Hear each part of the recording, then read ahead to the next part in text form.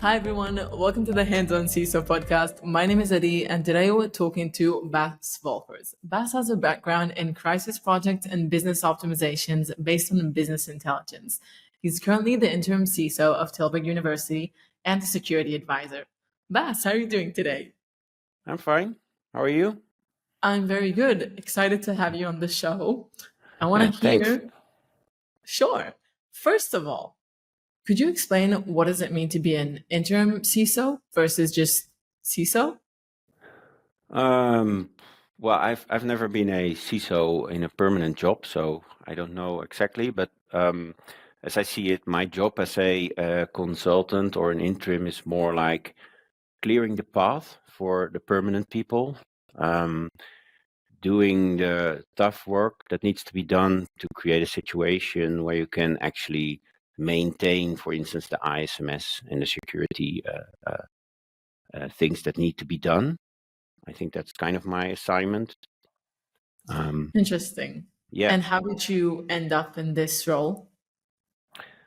Well, I've been a consultant for most of my working life, basically. So I worked in a bank for almost 2 years. That was my first job. And then I ended up with a consultancy firm. And from then on, I've always been working as a consultant. And from 2007, I've been working for myself. So yeah, I don't know anything else. I love to advise customers, and I love to move from one customer to the other, do projects. And also what I just said is, and it's one of my main points. I'm Dutch, so I like to say what the client doesn't want to hear. That's what they pay me for. So I like to discuss the tough things, the tough subjects that they need to hear. And even if they don't actually want to hear it, I'm still telling them, because that's, I think, my added value as a consultant. Interesting. And how does your day-to-day look like if you have different clients, different people you're working with? Yeah, well, mostly I have one main client that I work for, and then I have some other clients that I advise. So I try to keep that separate so I can focus on my job. But sometimes it's just from one call to another, and that's kind of hectic, or the day becomes very long. But that's part of the job, right? So I'm not complaining. Yeah, so basically my current job, the day to day, is more like a mixture of helping the team of information security officers, supporting them with the things they need to do, or discussing with them what the plans are. And on the other hand, having conversations with directors, board members, project and program managers about security projects or risk acceptances, stuff like that. So it's just running around every day while trying to, get to a certain goal, I guess. Yeah. Interesting. So most of your work is happening with the leadership teams and less with the company's employees, people who are like Yeah. actually like the people of the company. Well, that too, but in my opinion, if you're a CISO, then your core responsibility is to help the board and the management to actually take their responsibilities. It starts with understanding them, and for the board, even their liabilities in security and privacy protection. So they need to understand what they need to do, and I'm there to help them. And then the rest of the organization can follow. So it's not the other way around, right? It's a hierarchical thing, I guess. So that, for me, that's very important. But also my background is what you just said. It's in business optimization, so I'm used to working with board members and management to talk about how they can improve their business. And as a CISO, my job is exactly the same, but then it's from a security perspective. So, and the funny thing, by the way, is that I still strongly believe that if you want to secure your business, you need to clean it up. So the less data you need to protect, the better it is. The more organized your organization is, the easier it is to protect your data, because it's easier to understand your vulnerabilities, right? If it's one big chaos, it's difficult to see through that and understand what your actual vulnerabilities are. So yeah, that's basically how I look at it. Interesting. So you're saying if you know what data you have and what you're doing, it's much easier to protect it and Yeah, yourself. yeah. Just yeah, that's basically how I see it. So I always tell clients I'm just kind of like the cleanup guy. I hope you guys are going to throw away a lot of data that you actually don't need, right? Because why would you have it? Why would you hoard all that data if you don't actually use it and you don't actually need it? You need to protect everything. So it's a lot of work for what? So clean up and make it as simple as possible. That's basically one of my major advices to all companies. Yeah. And for some reason, that's difficult. We all became hoarders, right? Digital hoarders. Think of your own mailbox. I mean, it's probably filled with emails. Yeah, everybody has that. Me too. I mean, we all have that. So yeah, that Interesting. And do you get any pushbacks from business leaders, people who maybe yeah. don't see the value the same way that you do? Well, yeah, of course. But every business leader has multiple responsibilities, needs to balance between how would I say that? Yeah, different things to choose from, priorities, right? So the business needs to go on, and you need to make money or add your value to society, whatever, as a university, for instance. So yeah, you need to make choices. You can't say, "Oh, the only important thing I have is securing everything, right? And cleaning up my legacy stuff, so I'm secure." It's not that easy. So the business goes on while I'm there still complaining about the fact that I think it should be more secure, right? So but but so yeah, they don't always give priority what I think for is most important, but I do understand their perspective. Yeah, Interesting. Are you ever in the position of like bad cop of saying this can't happen, this can't happen? but that's your. I mean, as a CISO, that's I think major part of your job, right? You have to keep telling people that it's important, that you understand their other priorities, but they need to listen, or they need to think about it more, right? I'm not saying that, yeah, I'm not saying that they don't take it seriously, but then in the priorities, it's you need to keep doing that, even if everybody doesn't seem to like you. As a CISO, you're not there to be liked, right? Sorry, I need some water. I'm getting emotional. Well, that's what CISOs are like, emotional about security. Yeah. Actually, I'm Perfect. always sitting here crying in my office. it's, it's just a very important part of your job, and so that's also something which for me as an interim is easier to do. Just tell board members that, well, they should take it more seriously or spend more time on it, even though their schedule is super busy, which I understand. Um, and they need to, obviously, I always think they need to spend more money on it, right? But you need, yeah, and you need to have a good conversation about that, and you need to show them um, uh, some projects that which are actually successful. So to prove what you're trying to tell them and teach them, right? If you know what I mean. S- Interesting. And Yeah, I can see that security, it's like one of the fields that are changing very, very, very fast. Like every day yeah, you have new technology, new breaches, new things happening. Like, yeah. how do you keep updated in such a field? It's difficult. I mean, I think it's for me as a person. I try to keep up with as much information as I can while I'm running around every day. Obviously, during the day, you get into situations where you learn new stuff, right, about external threats. Yeah, but it's impossible to keep up with everything, of course, and certainly as a business, it's difficult. But then again, that's what I'm saying. If you're lean, I have a lean background, Lean Six Sigma, and let's say the word lean and mean, right? I mean, if you're lean, then you can actually, it's easier to keep up than when you're not lean and it's all like a big mess and changes take, like for a year to change, to improve, right? It's too slow for the world around us.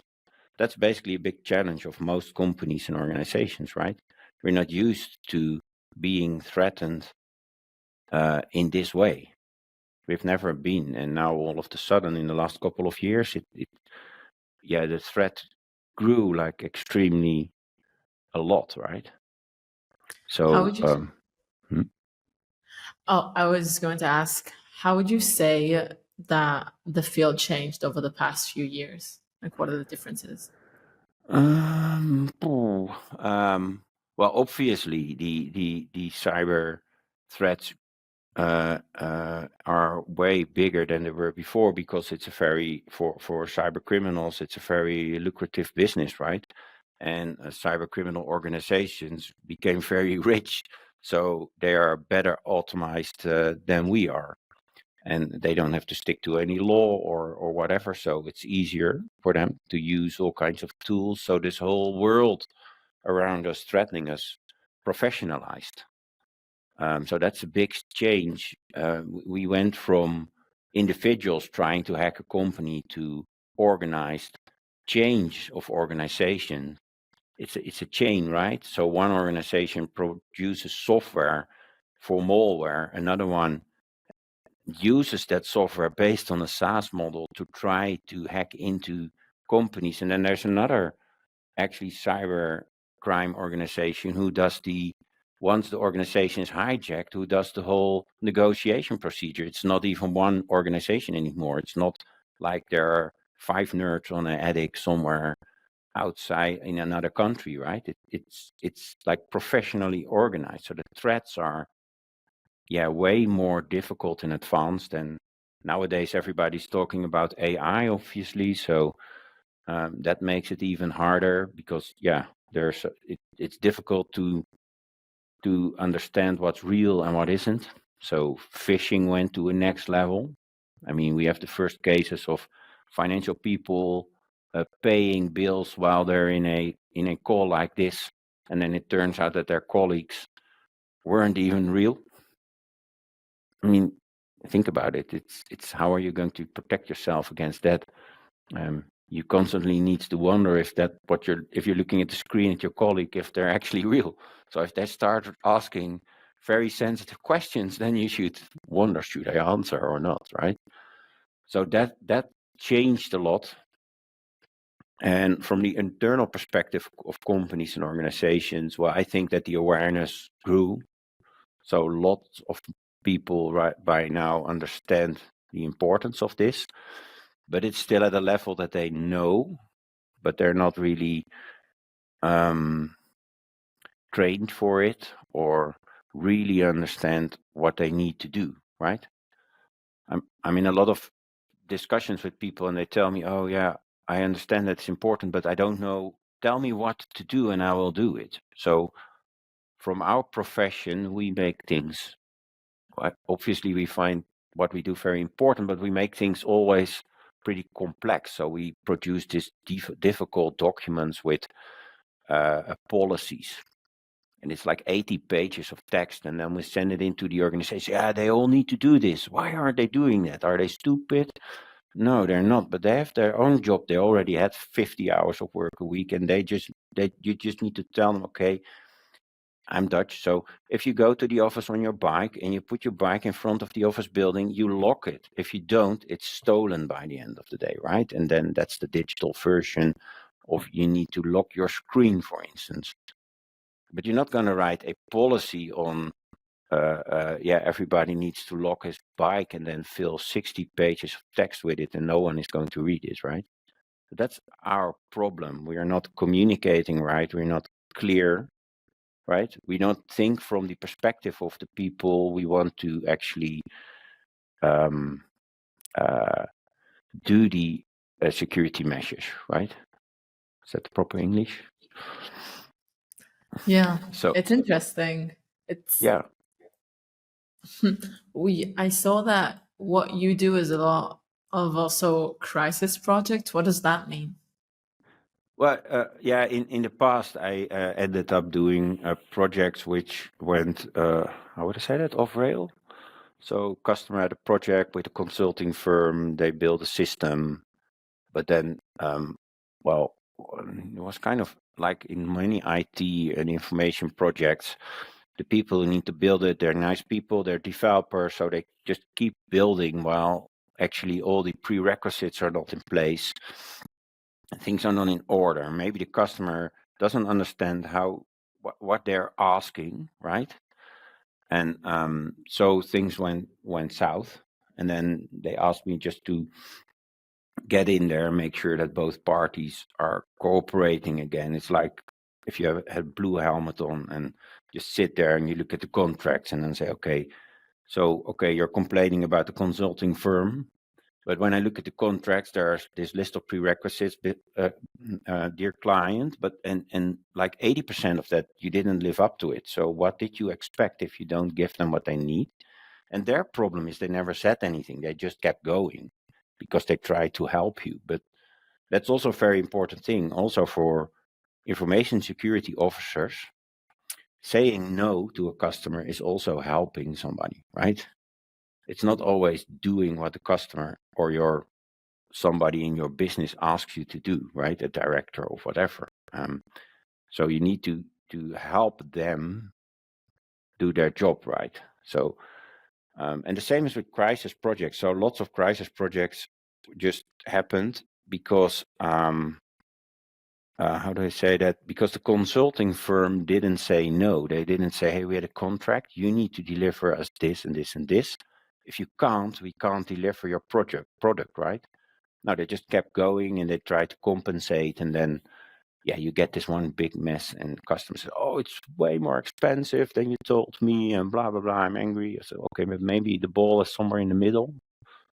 And if everybody starts doing what they need to do, then maybe we can still get a result, right? It's really interesting. You learn a lot when you do crisis projects. It's not like a positive thing because in the end, no one will in the end be actually happy, but at least you solve the issue, right? But yeah, you I don't know, a crisis. You learn a lot about people when they're in a crisis situation. Let's say it like that. It's interesting, and it helps me now, obviously, with risks and stuff like that. So yeah. It's really interesting. How have you been working with a company that had a severe security incident? And of course, no names or companies, but like, Yeah, I was. Yeah. So yeah, and could you tell us about some incident that you saw firsthand that was interesting? oh, what can I tell you?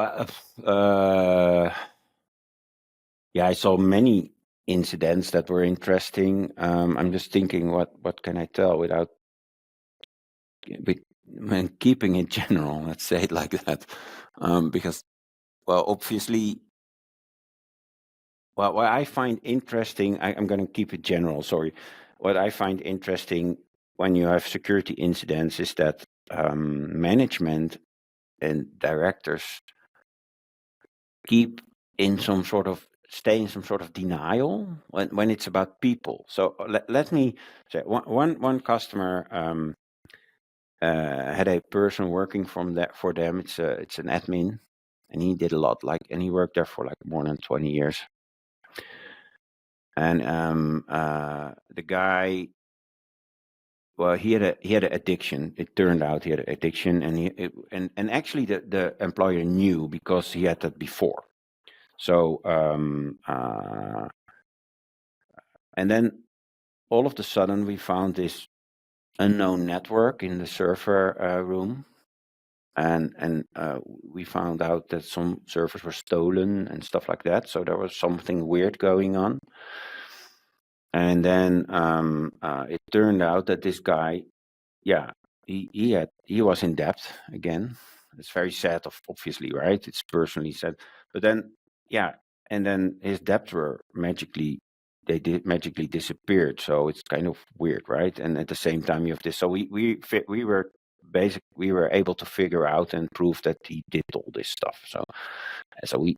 Yeah, obviously you need to fire somebody like that. And then I was in the meeting with the management. It's always on a Friday afternoon. It's just weird when you actually want to go to the bar and then you sit in this call. Like, why is that always happening on Friday afternoon? So, and then they were just like, yeah, I can't believe it. He would never do that. He's been working here for 20 years. He's such a good guy. And I was, of course, it's good, right? That people are that good that they can't believe that somebody else does something bad. But it's just, I was sitting there like, how much proof do you need, right? It's just, so that's kind of interesting when you see things like this. And it was not an incident, but another meeting in another company with another board. I explained them about ransomware and what will happen. And I told them about this chain and that you're called by a professional call center, stuff like that. And they were just like, huh? They were still thinking like, oh, if we're hacked, it's just some guy in an attic 5 streets down the road and the police will get him or something like that. I don't know. And then all of a sudden, one of those directors said, wow, this feels very uncomfortable. Basically, you're telling me that next week I could be sitting here negotiating with criminals. I was like, yeah, it's like, well, it was 20, I don't know, but it's like 2024. And what do you think, man? Don't you read the newspapers or what? It's just interesting to see how naive lots of people still are in about the world that we live in, right? Do you understand? I mean, it's interesting. Interesting. Do you And think maybe most I'm just companies, a bit weird by now, but that's probably for sure, but yeah, also it's true. yeah. Interesting. Do you think most companies find themselves to be more secure than they actually are? Like they think they're safe when they're maybe not Yeah, so safe. absolutely. Even if they're certified.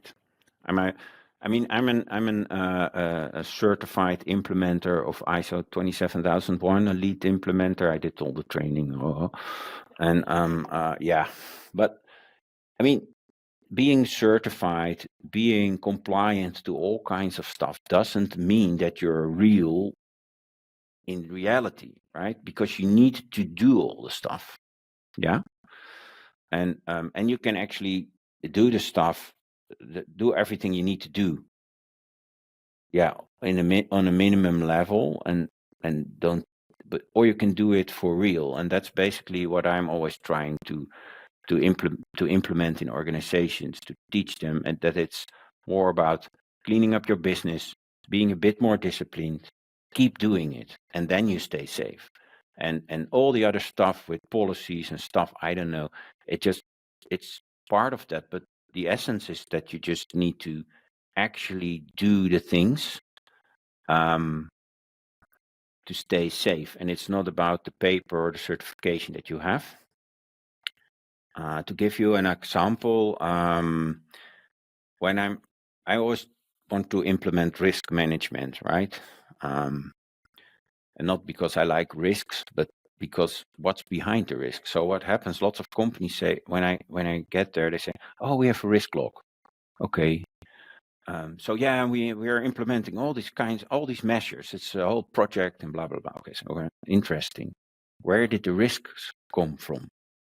Yeah, we had these meetings and we figured out risks. Okay, but what is actually behind? What is a risk? It's a risk. You can get hacked or whatever. Okay, but what does a risk? What are the components of a risk?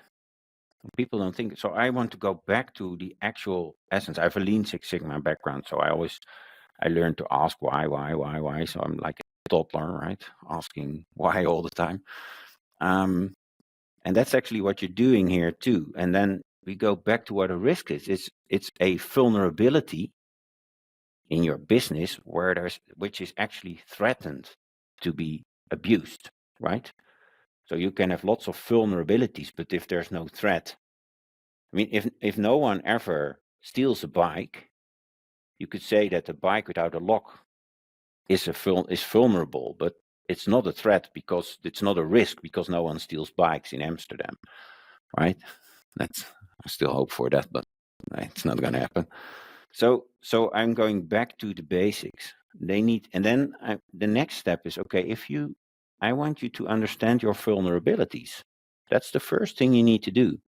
And then we can come up with all the threats. We're good at that in our line of work. We know all these threats. There are a lot of threats, so that's fine. So do you actually understand what your actual vulnerabilities are? And then we get to that business which is in order, because to be able to oversee your vulnerabilities, you need to have an organized, well, the word says it, organization, right? So if you have a pretty chaotic organization with tons of data and you don't know which data is used in which process, by whom, on which devices, and where it's actually stored, or right, it's going to be very difficult to understand what your actual vulnerabilities are. So that's the essence of information security. You start there, get your business in order, understand your vulnerabilities, then match them with threats. And then you can get to a actually smart risk log, which you can use and where you can prioritize, right? It's not that difficult actually, but it's just something that never happens. It's weird, right? It's interesting. It sounds. Would you say that the role of someone who is in charge of security, a CISO, is more technical or more business? Because it Business. sounds. Sorry? Business. Business. Expand. Sorry? Could you expand on that? Because I know that. Yeah.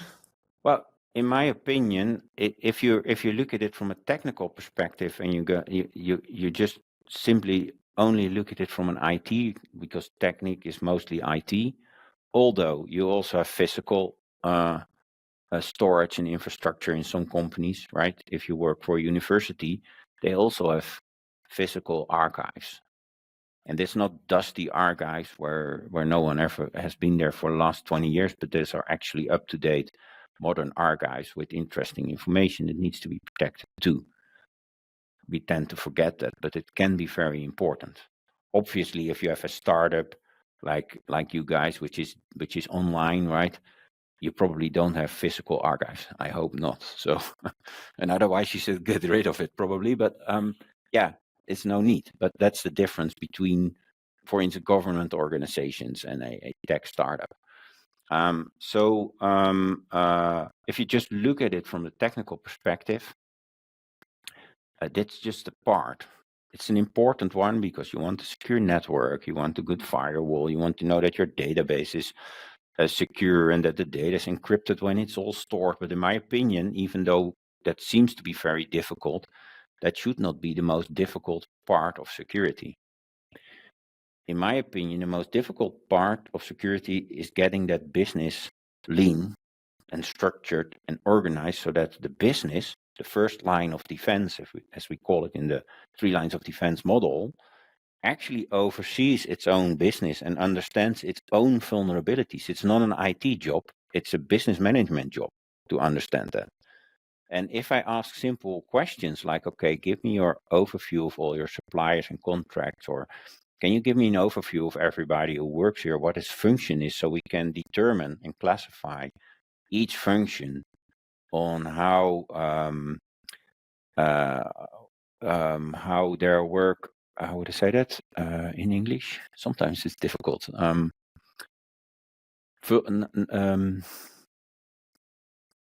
It's a very simple word, but I can't come up. So you want to classify everything. Well, it's about do they do high secure work or low secure work? Somebody can do lots of work for a company, but it's not very interesting from an information security perspective. And somebody can have a job and maybe works only 1 day a week, but work 1 day a week with very high secure data, right? So you want to make sure that even though that person only works 1 day a week for you, he or she knows very well how to work in a secure way. Often when you get into organizations and you see training campaigns and they say, okay, how do we determine who gets a training and who doesn't?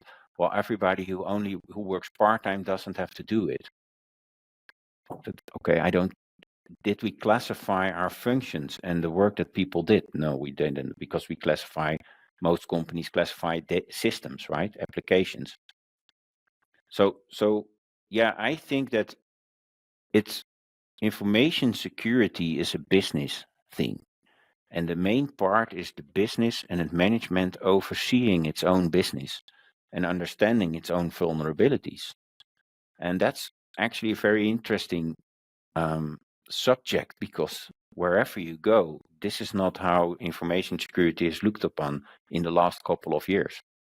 It's an IT thing. You need to go to the IT manager. No, you delegated a lot of stuff to your IT manager, but you're still the first line and you're responsible. And I'm still asking you to tell me what your vulnerabilities are. And if you can't, we need to figure it out. So that's basically my Interesting. job. It's not that difficult. How do you balance, like, on the one hand, making people understand the how they should act and what is secure and what is insecure, and all of that more human side is obviously very high on the list of priorities. Yeah. But then on the other hand, do you at all put controls that stop people from making certain mistakes, or like how do you see the balance between I'm educating people but Yeah. I'm also making sure they don't do like stupid mistakes? Yeah. If you can, I mean, if you can implement controls which make sure that people can't do anything stupid, say it like that, or make mistakes. And mostly it's by accident, right? It's just people who don't, or they didn't know, or they didn't meant to, but it happened. Yeah, of course you need to do that, right? Make life of the users as easy as possible. But I still will tell the management that it stays their responsibility, and not because we have some kind of magical control, they don't have to think about it anymore, because that's the other side. But yeah, of course you need to implement that. But as we already discussed before, this world of threats changes all the time really fast. So if you implement control like that, there will be another threat that will solve the issue for the cybersecurity criminal to get around it, right? They figure out a workaround. For some reason, cybersecurity criminals are endlessly creative. So, yeah. So in the end, you go back to the core of the business, which, even with all the automation and whatever, in my opinion, is still people. Maybe we're replaced by AI in 10 years. I don't know. But right now, it's people. So the better they understand themselves, the more secure we are. Right? What do you think is one thing that people that are outside security most don't understand? Oh, it's a difficult question. But maybe it's a simple answer, that they don't understand that it's that they themselves who are the main part of security, that they can determine if we are secure or not, and not the system and not the security measures on the system. It's like putting this really great lock on your front door, but nobody uses it. I mean, it's a great measure to put this very secure safe on your front door, but if all the employees just don't use the lock and the door is open, then the lock is kind of useless. So it's the person who needs to understand, oh, I need to lock this door, because otherwise somebody else gets in who shouldn't be there, and they probably steal our stuff. So, and you can call it awareness, but I think it's more than just awareness, right? Awareness is good, but at some point you need to start actually training people. They should really, really understand that security is about them and not about systems. That's my opinion, right? It's just me. Yeah, it's really interesting. What do you think is the biggest challenge right now in the whole cyber security space?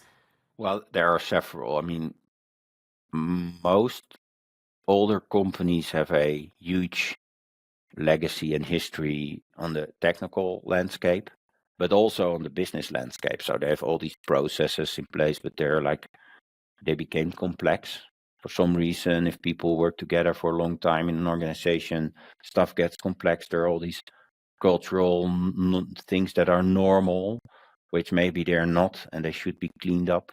Technically, there are lots of systems. So we are fighting a war against cyber criminals as organizations, and we need to be safe now. But we also need to clean up our whole legacy. So it's keeping us back, right? Do you know what I mean? So it's that's one of our main challenges. So you need to do so many things at the same time, and then we as professionals say, oh, you need to invest in that, and you need to do that, and you need to change and delete those legacy systems, and we put in place another one. But the organization needs to cope with that. People have worked for 15 years in that system, and then they would need to work in a different system. It has huge impact. And yeah, at the same time, we want them to secure all the modern stuff that we have put in place, the new systems, the new processes, stuff like that, right? So it's just too much at the same time, and it's difficult to make choices for board members and managers. I understand that. It's just so we need to also spend a lot of time and energy in making that picture clear for them, translate it into not complex power 50 slide PowerPoints with bullets, but just try to bring it back to one picture. Like, I don't know, in, in the Netherlands, we call that, do you know Miffy? It's the little rabbit from the Netherlands. It's very Miffy. Well, Google it. And Miffy is their children books with very simple pictures and just a few words. So you need to try to make it as simple as possible for them to be able to make choices. You can't expect them to figure it out all by themselves, obviously. That's what we are here for. But it's very difficult to make a simple overview from a very complex situation, right? That's kind of the issue. And that's what the challenge of a CISO. And if I start talking nerd talk to a board member and all kinds of details, yeah, it won't land. So he's just like, okay, who's the weirdo? Okay, well, fortunately this half hour is past and now I can continue with my business and try not to get him into my office again, right? So, and then he's going to tell me, just go to IT and solve my problems. So, okay, I did something wrong, right? It's my fault because I didn't explain it clearly enough, apparently. So I need to find another way to get into his office again. And I'm just going to sit there early in the morning, wait until they arrive. Interesting. I'm just going to sit here and wait until he listens to my things. Yeah. Well, sometimes you have to drop yourself into situations. That's also a CISO thing, right? You see things happening and then think, well, why am I not involved? Or maybe it's logical that you're not involved, but then if you have the feeling that it should be good that you're involved, then you just need to make sure you're there. And it's not always easy because, yeah, it's also the way CISOs are still looked upon, right? They're like specialist nerds with their information security policies, and they're probably more IT than anything. So they speak different, difficult language, and they say difficult things. So yeah, you just get a headache if you talk too long to your CISO. So, and that's also something that we need to work on from our perspective to be a actual partner they dare to rely on, right? And that's not always easy, but that's something you need to try to achieve, that they actually think, okay, if my CISO tells me something like this, I can rely on that it's actually true and a smart advice, right? And I think that as a specialist world, a niche world, we need to learn to do that. So yeah, I see a lot of CISOs also, if I'm at CISO meetings, struggling with that. So we're all complaining like, yeah, the board never has any time and stuff like that. Okay, but is that their fault or is that our fault?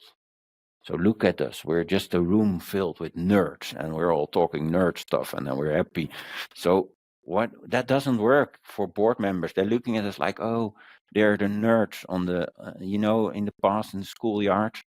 We're the group of nerds. No one wants to play with us, right? So that's wrong. We need to make sure that people kind of, yeah, That's you know what I mean? interesting. Try to say, yeah, but Yeah. that's actually, maybe I'm too harsh on myself and my own colleagues, but that's kind of how I see it. Yeah. I can see how there's like, from what I've seen with CISOs, it's like there's a few different types, but most of the people who are aware of the situation are like, we have to speak their language because otherwise they're not going to listen to us, and Yeah, you're not gonna affect the company, you're not gonna get budget, you're not gonna like, there is a exactly. wall that is purely communication based, Yeah. which is super interesting. Do you think it makes me think about, if you see people who are in security, but not as, there's a loud sound suddenly, not sure, cut What are this you part off. doing? um, oh, I think they're cutting something outside. That's great. Can you hear something weird? I hear something like a chainsaw in the background. Yeah. Anyway, so I'll ask It's a fast and cyber then. criminal. No, okay. So I see, um, like, when you see people who are getting started in the field, Yeah, what do you recommend they focus on? Because it sounds like, yes, there's a lot of need for people who know how to do technically security, but it yeah. sounds like, end of the day, the thing that moves the needle is more understanding the bigger game, sort of. Like, how do you see it? Yeah, it's kind of a choice, right? You can choose to become a more technical oriented information security officer, implementing technical measures. There are a lot of colleagues like that, and I think that's fine because it's a lot of work and it's complex, it's difficult, and I think it's also interesting. But if I train people, I also do a training here in the Netherlands for another university, and that training is focused on what I just explained, laying the foundation for structurally sound and continuous information security and in improvement of your resilience, basically, right?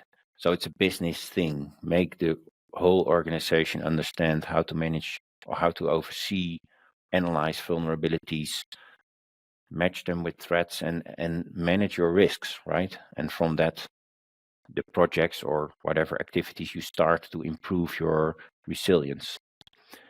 That's what I focus on. So it's a choice, and you could try to do both, but it's kind of two different types of people.